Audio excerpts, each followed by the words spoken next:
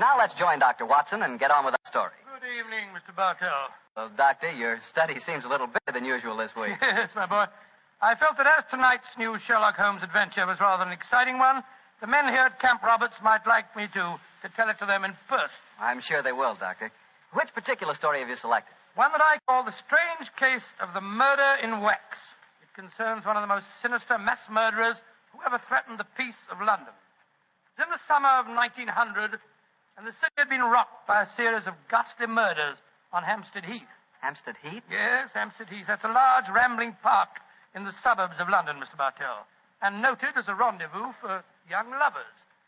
It was here that the elusive murderer, knife in hand, was wont to roam at night time, searching for his prey. All of his victims were young girls, and despite the frantic efforts of the police, each murder seemed to be as baffling as the one that preceded. Finally, of course, as usual, Scotland Yard came to Sherlock Holmes for help. It seems almost like yesterday, Mr. Bartell, that Inspector Lestrade stood in our Baker Street rooms, imploring Holmes to handle the case. Mr. Holmes, you've got to help us. I don't mind telling you the yard's at the end of its rope. I sympathize with you, Lestrade, but I don't see that there's much that I can do. Only the police can handle the widespread, detailed work necessary to this case. The private detective is helpless. Yes, perhaps if you'd come to Mr. Holmes in the first place, Lestrade, he might have helped you. But the murderer hasn't finished yet. There'll be more killings if we don't catch him, you mark my words. Mr. Holmes, please help us, won't you? Before I commit myself, Lestrade, give me the exact chronology of events, will you? All my information on the murders has been derived from the London newspapers, notoriously inaccurate in matters of fact. I can give you all the particulars, sir. I've been on the case right from the beginning. All the murders have taken place on Hampstead Heath at night time, and all the victims have been young women. Who was the first one? A girl by the name of Oakley, Bessie Oakley. She was a shop girl who worked at Derry and Tom's in Kensington High Street. 3 weeks ago, she was out on the Heath with a young fella by the name of Alfred Smith. From what he told me, it was a moonlight night that night as they sat there out on the Heath. Come on, Bessie, give us a kiss. Oh, go on, Fred. Don't be so soppy. I ain't sloppy. Come on, Bess. Hello. Who's this coming towards us? Bloomin' prowler. Here, you, what you want? Can't you say something? Look how Bessie's got a knife. No, you don't. Devil, you hit my Fred. Keep away from me. Keep away from me, you.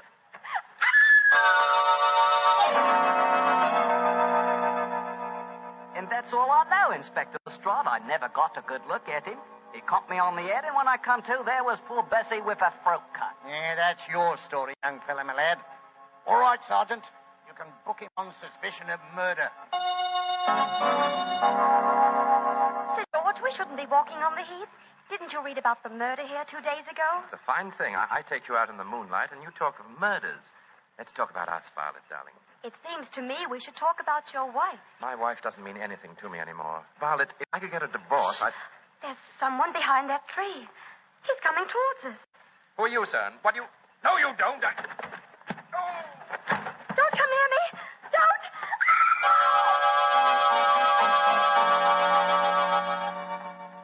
Inspector Lestrade, she's dead, poor girl, I know, but a scandal can't bring her back. If there's any way to keep my name out of the papers, Yeah, I'm afraid you'll have to take your chances, Sir George. Oh, and Sergeant... Yes, Inspector? You can turn that boy loose, we've held for questioning. The man who did this is obviously the same killer. I'm afraid we're going to hear a lot more from him. Light edition evening paper. Hampstead Heath murderess strikes for fifth time. 9 girls murdered on Hampstead Heath. Light edition evening paper here. Now, look here, miss. You can't go walking by yourself on the Heath. It ain't safe. Thank you, Constable, but I'm not frightened. I want to be by myself, and I want to think. Well, I can't stop you by law, I suppose, but you shouldn't do it. Yeah. I don't know how to handle these modern young things, and that's a fact. Inspector Lestrade, he must have killed her the moment she got out of my sight. I searched the old ruddy Heath, but I couldn't find the murderer. But it did startle him. He left his knife in the body. Good, Jackson. The body's not been identified yet, eh? No, Inspector. We'll print her photograph in all the papers. We've got to find out who she is.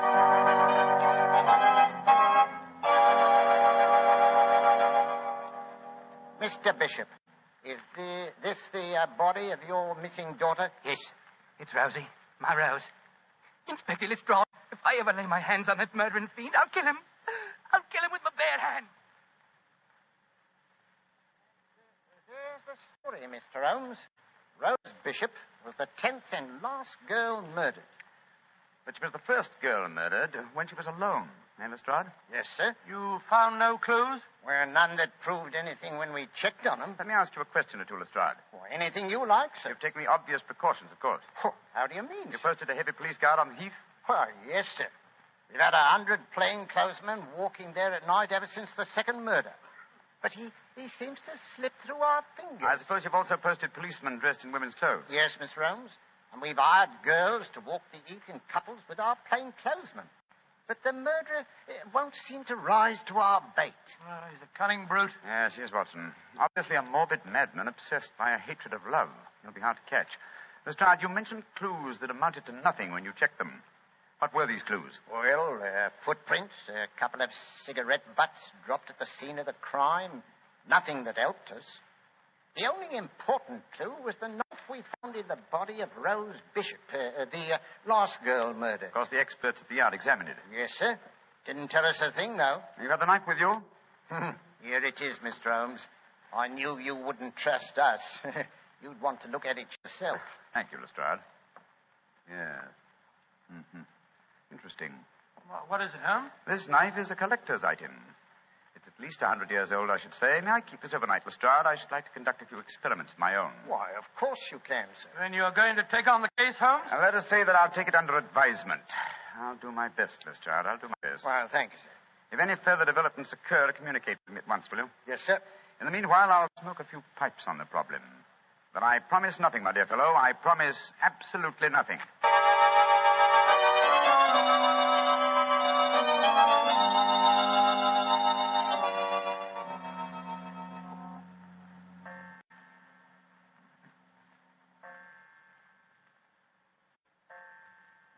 3 o'clock in the morning, Holmes. You're still peering through your microscope at that knife Lestrade left with you. That's true, old chap. That's quite true. I must be a very dull companion. Why don't you go to bed? Oh, because I'm afraid I may miss something. Confound it. Have you discovered anything? Yes, I think so. Oh, what? The handle of this knife is corrugated. On the underside, I observed a slight diffusion in the markings. Under the penetrating eye of the microscope, I found a minute deposit which had caused the diffusion. I have just analyzed that deposit. It's wax, colored wax. Colored wax? Well, what does that signify? Oh, by itself, very little. But when you combine it with a knife that definitely belongs to another century, it does suggest a certain origin. I got an idea. Perhaps it came from the theater. An 18th century dagger could belong in a period play. And the colored wax might easily be part of an actor's makeup. Excellent deduction, Watson. Oh, thanks, Stuart. However, my own theory would be that this dagger came from a waxworks exhibition. Oh, wrong again. Putty is used in theatrical disguises, but I don't recall the use of colored wax. Whereas it is used in making waxen effigies. And, of course, the dagger would belong as part of the costume. Precisely, my dear fellow. It's a long chance, but I think in the morning we'll make a tour of the various London waxworks exhibitions. If my deduction is a false one, at least we'll have the pleasure of a busman's holiday. We can visit all our old friends who died on the gallows.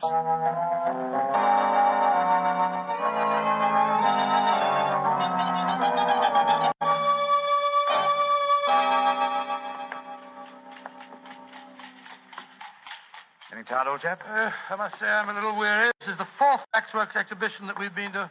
The 4th and the last. If we fail to find any clues here at the Vex Museum, we can return to Baker Street. Oh, thank heaven this is our last port of call. I'm so dizzy from looking at waxworks that they begin to look like human beings to me. Did you notice that I asked directions from the wax policeman at the entrance door just now? Yes. Well, I'm sure many people have been deceived in the same way. Uh-huh. Here we are.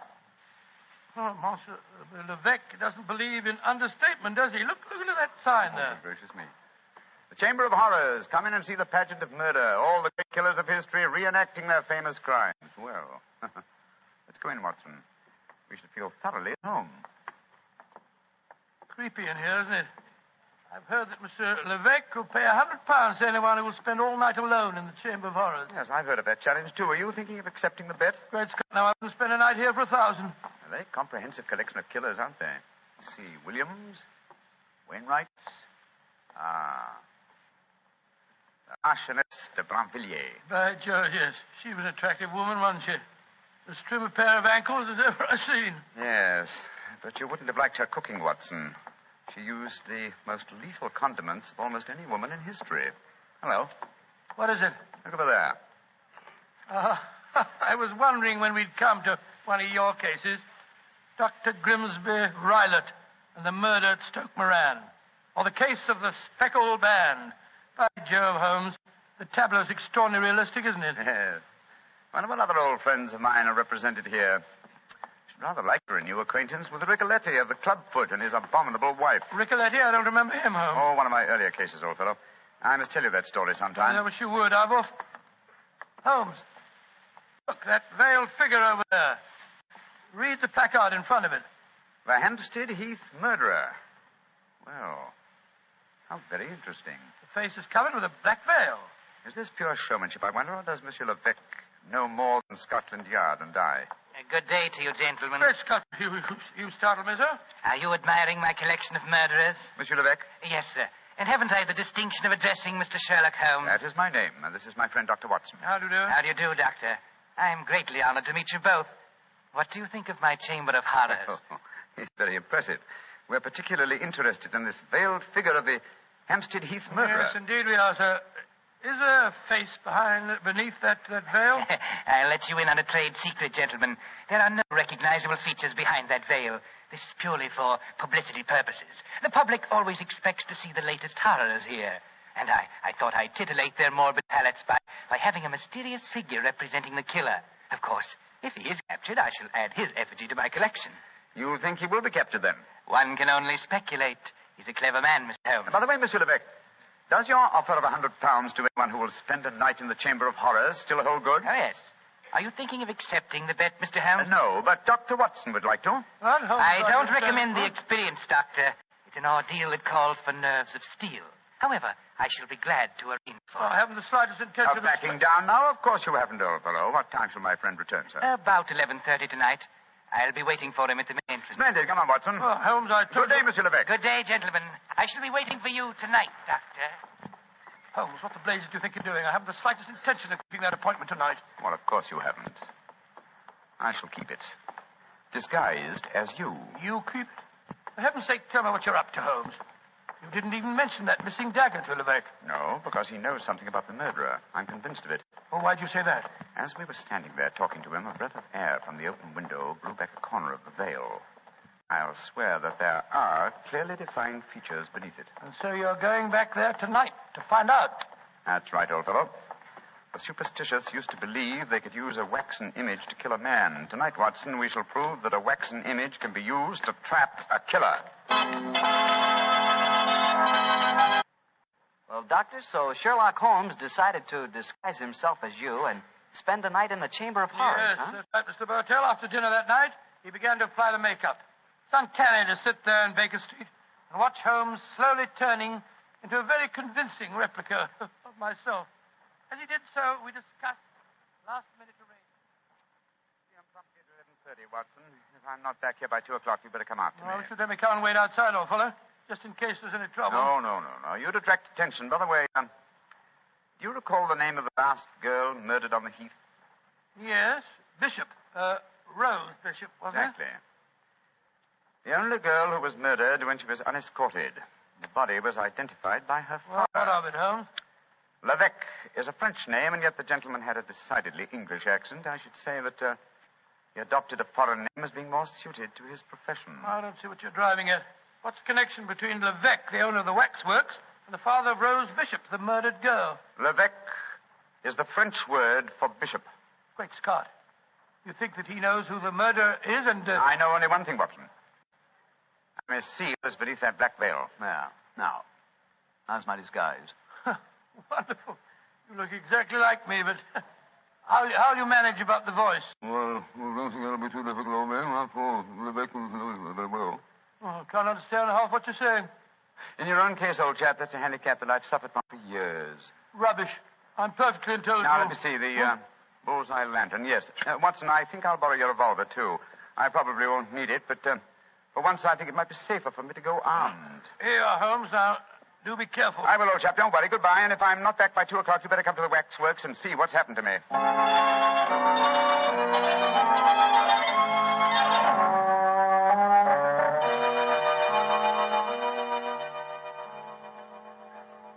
Dr. Watson, you don't mind if I search you? Oh, gracious, no. No, of course not. No lantern, please. The moonlight will give you all the illumination that you need. Oh, dear me. A revolver in your pocket. I'm afraid I can't allow that. Oh, no. Once before, a young man who unwisely accepted my bet left bullet holes in some of my finest waxworks before he finally went raving mad. Gracious me, raving mad, did he? Miss Holmes, we're here. Don't be frightened, Dr. Watson. Many of the waxwork murderers here are all friends of yours. They'll be good company. I shall come and release you at 8 in the morning. Yes, but no. How about if I'm Well, I've sealed all the windows with string and wax. I shall seal the door behind me as I leave. Well, it's very unkind of you. Midnight. The bet is on, Doctor. You still wish to go through with it? Well, I suppose so. Very well, then. I shall leave you now.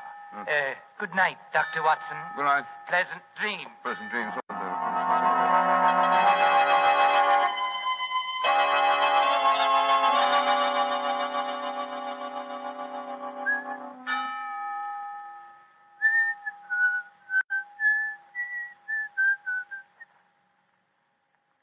What's that? Gracious me, who's there? I was sworn I heard something sniffing about in the shadows. Who's Holmes here with me? Listen at the window. Great Scott, it's Watson. Now before his time. Well, here go the seals and the string. Come on, up with it. Holmes? Holmes, are you all right? Shh. I'm all right. You came early. But it's just as well. You're carrying a lantern. Levesque took mine with him. Come on in.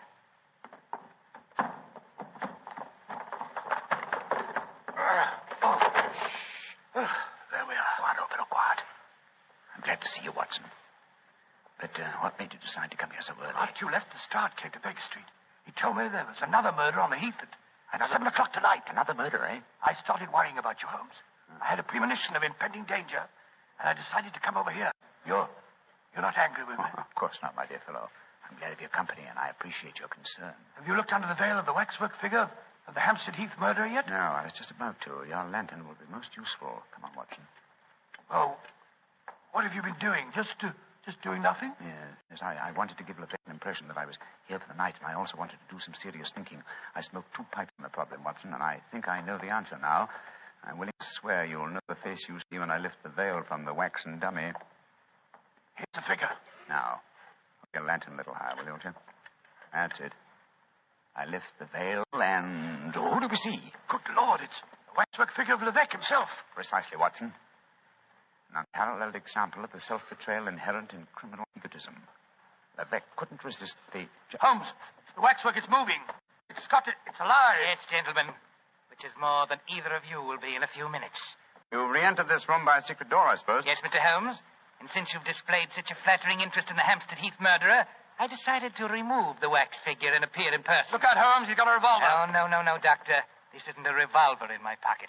What would the Hampstead Heath murderer want with a revolver? This is a knife. I feel so much more at home with a knife. There are 2 of us, Beck. Remember that. And both unarmed. Which one of you meddlers wants to die first? Look out, Holmes. Watson, close together. The lantern smashed. Yes, and the moon's fading. What a pity. Holmes, where are you? Over here by the effigy of Macbeth. How very thoughtful of you to provide him with a dagger, Levesque. A wooden one, my dear Holmes. You can't escape me. I can feel my way in the dark here. I know every inch of this room. You're doomed, both of you. Don't strike a match, Holmes. You'll make a target of yourself. Devil with that. I'm lighting this newspaper. It'll make an excellent torch to set light to the nearest waxwork. No! Don't burn my waxwork! Why not? Wax on a wooden frame should blaze brilliantly. There we are. Oh, you devil! You're destroying my life's work! Holmes, that burning wax is pouring all over the floor. The curtains are catching light. The whole place will burn down. Oh, my beautiful museum! I thought this would smoke you out. Quick, Watson, at him again. What's that knife, Holmes?